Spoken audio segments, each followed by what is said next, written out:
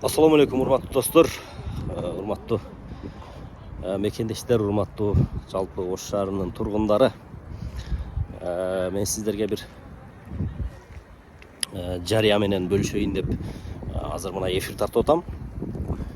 Мына азыр өзүңүздөргө жалпыңыздарга маалым болгондой эле Ош шаарындагы жалпы жаштарга дем күч берип, ушул дени сак коомду тарбиялоо максатында ушундай бир футболду өнүктүрөлү деп көптөн бери аракет кылып жүрөбүз.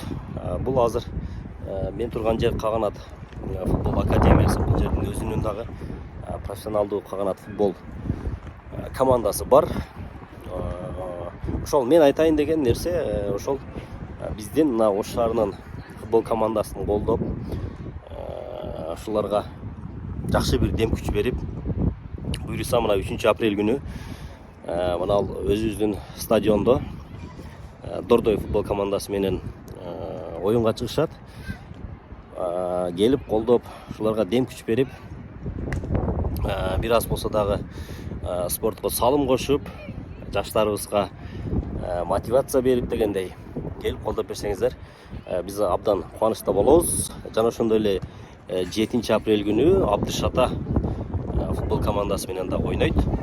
Андыктан барыңыздарды биз чакырабыз. Ошол 3 апрель күндөрү, 7 апрель күндөрү стадионго келип, биздин Каганат футбол клубуна дем күч берип колдоп кетиңиздер.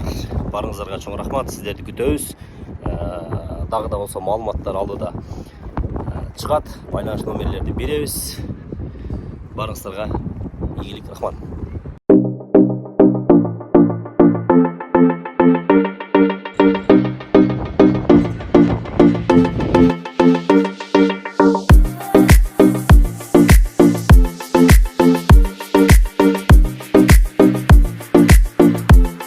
Мына кыздарыбыз үчүн атайын аянчалар. Эгерде футболго кызыгып, ушул өздөрү үчүн дагы, ден соолугу үчүн дагы келем дей турган болсо, бул академиянын эшиги ар дайым ачык. Азыр мына кыз өзүңүздөр көрүп тургандай, бул полядо кыздар ойноп атат.